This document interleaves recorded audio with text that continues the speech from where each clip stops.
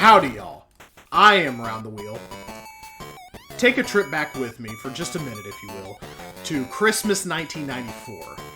I'm at my grandparents' house. I have received a gift that is sized and proportioned suspiciously like a Game Boy game. Always a great sign, right?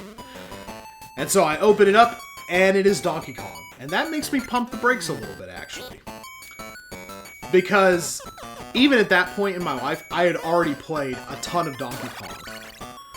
Or to be more specific, I had played a ton of Donkey Kong Classics on my cousin's NES.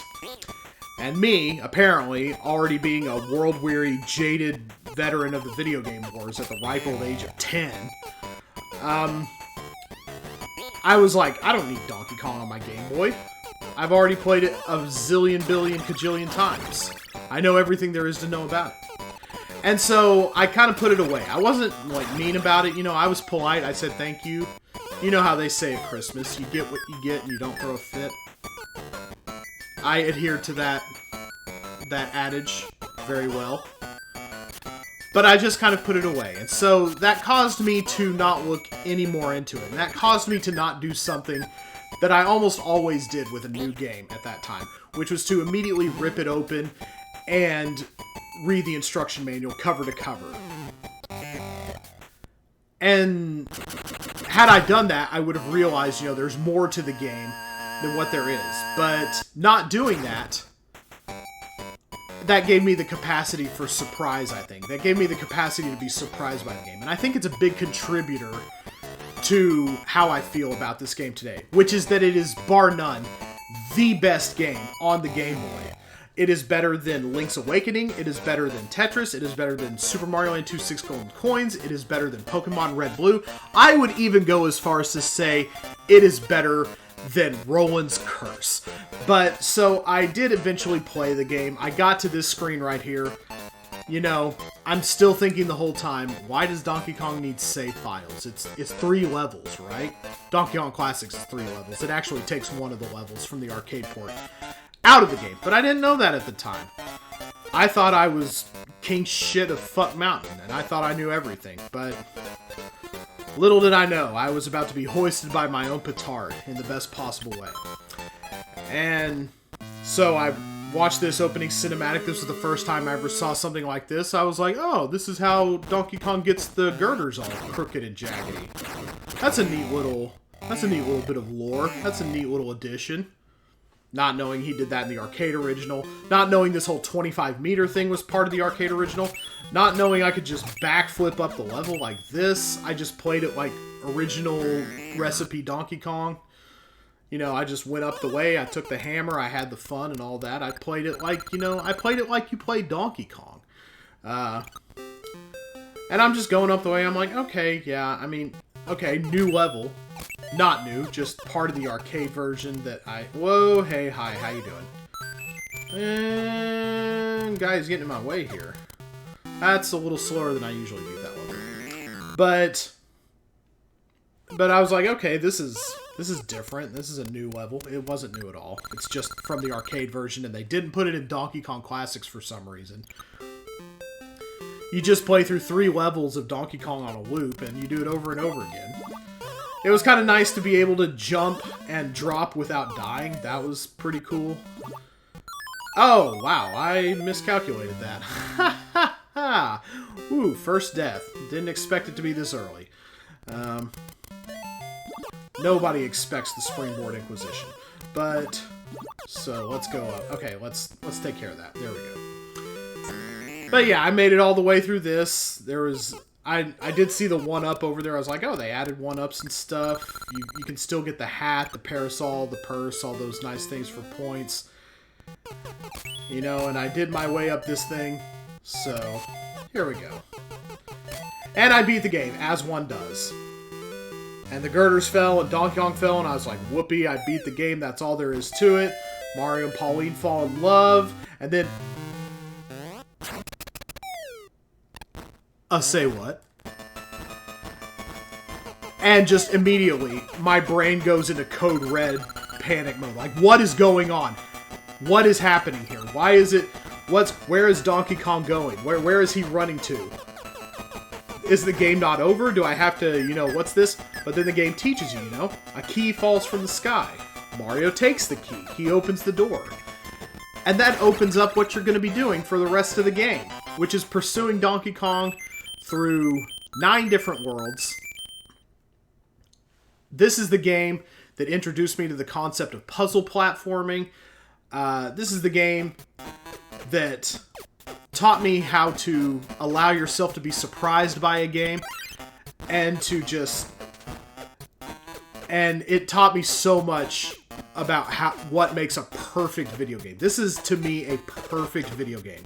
This is one of my top 5 games of all time. And I go back and I revisit it every now and then, but I thought it was especially important to revisit it now in particular, because the day this video is going up, this is the 30th anniversary of the release of this game, at least according to Wikipedia release dates. Wikipedia is more reliable than people think it is, I think, than the general reputation would suggest, but I'm just going off of that, and Wikipedia says that Donkey Kong 94 was released June 14th, 1994, which is the day, 30 years to the day that this video is going up. So that's what we're doing. We're paying homage to Donkey Kong, and we're just going to rip through this game for old time's sake. It's one of my very most favorites. And I am pretty good at it. These should be pretty short videos. I say I'm pretty good at it, but I just about got pushed off the cliff's edge there. And I think I just heard the bonus game noise. We're going to be playing a little bonus game here. We're going to be playing the slot machine, because we ended the level on an odd number time. If the timer had been an even number when we beat the level, it would have... we would have played a wheel game. And the wheel game gives you a guaranteed one-up. This is a little bit more of a gamble, but let's go ahead and do it up. Hey, we got a Mario. That's a one-up. Mario is wearing some very nice lipstick there. I went back and I looked at my old playthrough of this game, and I thought I would have just played it in monochrome, but I didn't. I did play it with Super Game Boy colors back in the day as well, and I think the Super Game Boy colors are very lush. Many people know about how this game was designed to show off the capacity of the Super Game Boy, which added some color to your games. I was fortunate enough to get to play on a Super Game Boy back in the day at a friend's house. It's very beautiful. It's very nice looking. Mario is looking a little jaundiced in this particular level, I will admit. The colors kind of varied by level. Alright, you're letting me by pretty nicely here. Usually this stuff kind of spawns right on top of you. But got through that one fairly pain-free is how we got through that level. But yeah, this is a Super Game Boy game designed to add some color to the normally monochrome proceedings, and I think this game does probably the best job of it. Mostly because it was intended to. Here we're learning how to place temporary roads. Mario is a little more... The demo is a little more deliberate about it than I am.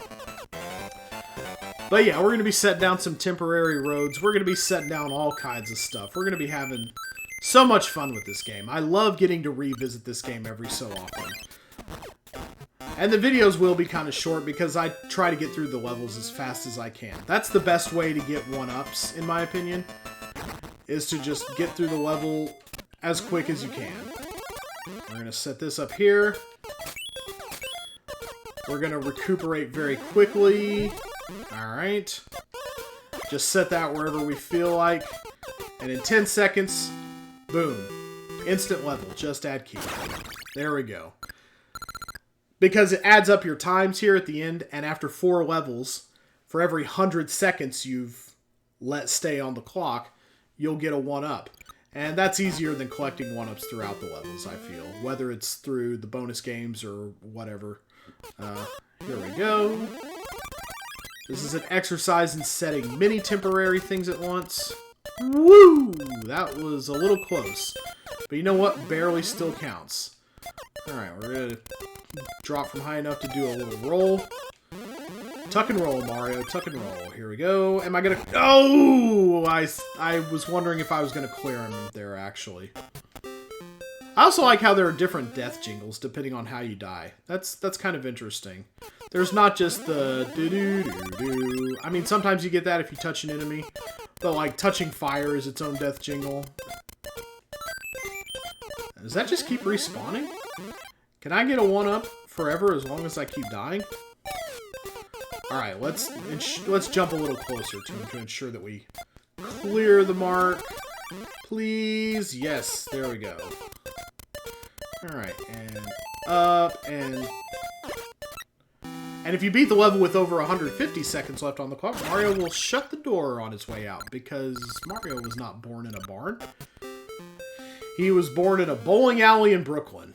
It was very, very messy, no time to get to a hospital, so I hear. So the legend says.